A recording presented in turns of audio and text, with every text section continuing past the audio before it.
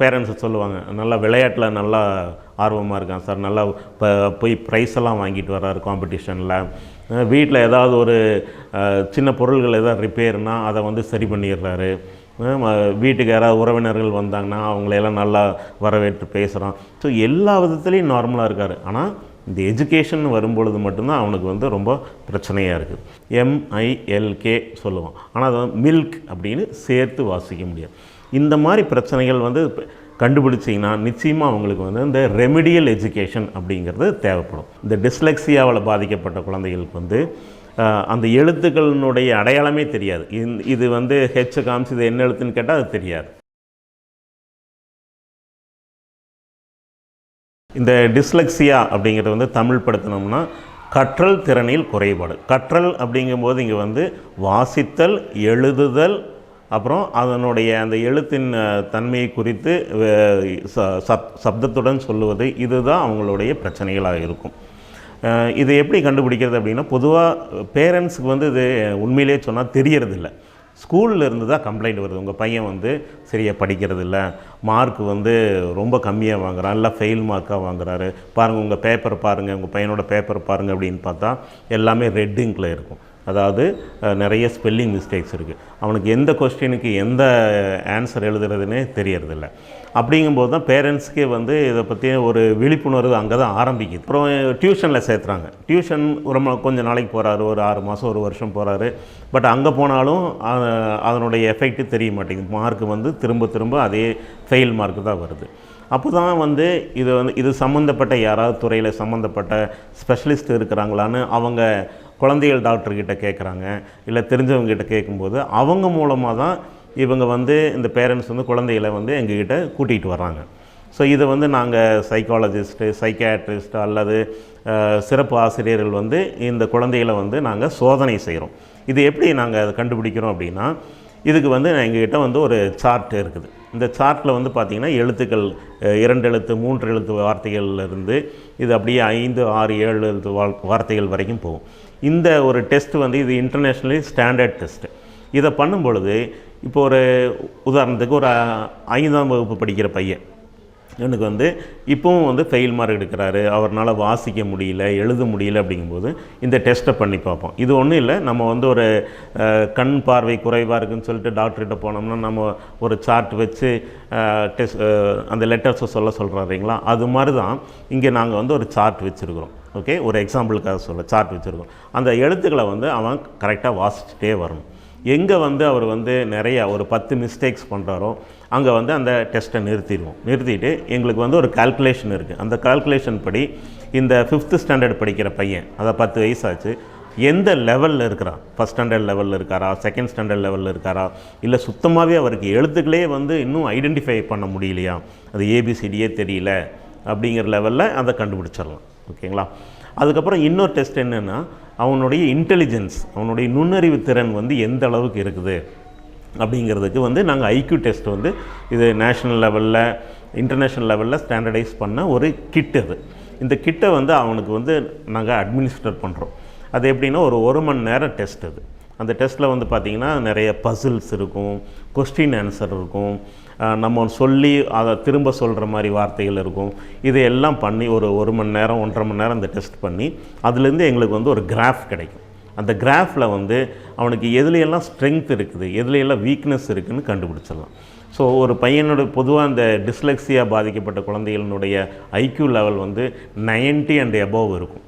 90ங்கிறது normal, 90 to 110 இது வந்து ஒரு ரேஞ்ச், பர்சன்டேஜில் ஒரு ரேஞ்சில் இருப்பாங்க. ஸோ இவங்க வந்து பொதுவாகவே எல்லாம் நார்மலாக தான் இருப்பாங்க.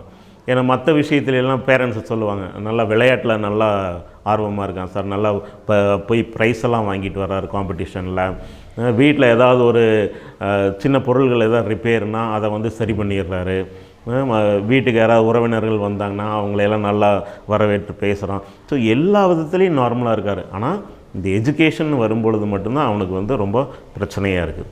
அப்போது இது என்னென்னா, பேசிக்காக ஒரு இன்ஃபார்மலாக நீங்களே இதை டெஸ்ட் பண்ணி பார்க்கலாம். உங்கள் குழந்தைகிட்ட அவன் படிக்கிற புத்தகத்தை வச்சு கரெக்டாக வாசிக்கிறாரான்னு பாருங்கள். அந்த எழுத்துக்களை வந்து கூட்டி வாசிக்க தெரியுதா. எல்லோரும் வந்து எப்போ வந்து அந்த வாசித்தல் எழுதும் திறனை எல்லாம் கம்ப்ளீட் பண்ணியிருப்பாங்கன்னு பார்த்தோன்னா 3rd ஸ்டாண்டர்ட் 4th ஸ்டாண்டர்ட்லேயே குழந்தைகள் வந்து நார்மலாக வாசிக்க எழுத பழகியிருக்கும். அதுக்கு மேலேயும் வந்து இன்னுமே அவன் வந்து எழுத்தை கூட்டி படிச்சிட்ருக்காரு. உதாரணத்துக்கு TREE, ஆனால் அதை வந்து ட்ரீன்னு வாசிக்க முடியாது, MILK சொல்லுவோம். ஆனால் அதை வந்து மில்க் அப்படின்னு சேர்த்து வாசிக்க முடியாது. இந்த மாதிரி பிரச்சனைகள் வந்து கண்டுபிடிச்சிங்கன்னா நிச்சயமாக அவங்களுக்கு வந்து இந்த ரெமிடியல் எஜுகேஷன் அப்படிங்கிறது தேவைப்படும்.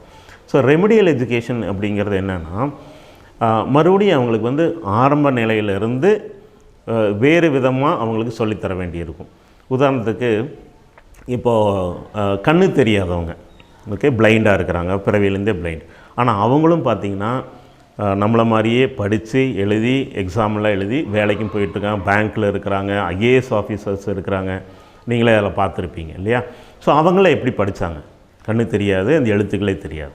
அப்போது அதுக்கு வந்து ஒரு பிரெய்லி மெத்தட்னு ஒன்று இருக்குது. பிரெய்லி மெத்தட்னா என்ன? அவங்களுக்கு வந்து தனியாக ஒரு புத்தகம் இருக்கும். அந்த புத்தகத்தை அப்படியே தொட்டுகிட்டே வருவாங்க. அந்த எழுத்துக்கள் வந்து உணர்தல் மூலமாக, அந்த விரல் உணர்தல் மூலமாக அந்த பிரெயினுக்கு போய் இது இந்த லெட்டர்னு சொல்லுது. இதே நம்ம நார்மல் பீப்புள் போய் அதை தொட்டு பார்த்திங்கன்னா ஒன்றுமே தெரியாது, சொர சொரான்னு இருக்கும். ஓகேங்களா? ஸோ அது எப்படி கற்றுக்கிட்டாங்க? அதுக்கு வந்து பேசிக்காக அவங்க குழந்தைகள்லேருந்து இதுக்குன்னு தனியாக சிறப்பு ஆசிரியர்கள் இருக்காங்க, அவங்க வந்து சொல்லி கொடுத்து அதை பழகிட்டாங்க. அதே மாதிரி தான் நான் ஒரு எக்ஸாம்பிள் சொல்கிறேன். இந்த டிஸ்லெக்ஸியாவுக்குன்னு சொல்லிட்டு ஒரு மெத்தட் இருக்குது. ஸோ இந்த மெத்தடு வந்து நம்மளுடைய எல்லா புலன் உறுப்புகளை யூஸ் பண்ணி நம்ம அதை வந்து கற்றுக்க வைக்கிறோம். இப்போ உதாரணத்துக்கு ஒரு பையனுக்கு வந்து இந்த ஒரு ஃபஸ்ட் ஸ்டாண்டர்ட் செகண்ட் ஸ்டாண்டர்ட் படிக்கிற பையனுக்கு நம்மளுக்கே தெரியும், அவங்க வந்து 2 எழுத்து 3 எழுத்து வார்த்தைகள் வாசிக்க தெரியும். ஆனால் இந்த டிஸ்லெக்ஸியாவில் பாதிக்கப்பட்ட குழந்தைகளுக்கு வந்து அந்த எழுத்துக்களினுடைய அடையாளமே தெரியாது. இது வந்து ஹெச் காமிச்சு இது என்ன எழுத்துன்னு கேட்டால் அது தெரியாது, கேன்னு கேட்டால் அது என்ன எழுத்துன்னு கேட்டால் அது கேன்னு சொல்ல தெரியாது. ஸோ அந்த எழுத்துக்களினுடைய அந்த வடிவம், அந்த ஒளியே வந்து இன்னும் அவங்களுக்கு வந்து பிரெயினில் போய் பதியாமல் இருக்கும். அப்போ அவங்களுக்கு எப்படி சொல்லித்தரதுன்னா மல்டி சென்சரி அப்ரோச், அதாவது நம்மளுடைய கண், காது, உணர்தல், அப்புறம் மூமெண்ட்டு, கைனஸ்தட்டிக் மூமெண்ட்டுன்னு சொல்லுவோம். இதன் மூலமாக வந்து அவங்களுக்கு அந்த எழுத்துக்களை வந்து சொல்லித்தந்து அந்த சப்தம் எழுத்தையும் ரெண்டையும் வந்து கம்பைன் பண்ணுற மாதிரியான பயிற்சிகள் இருக்குது.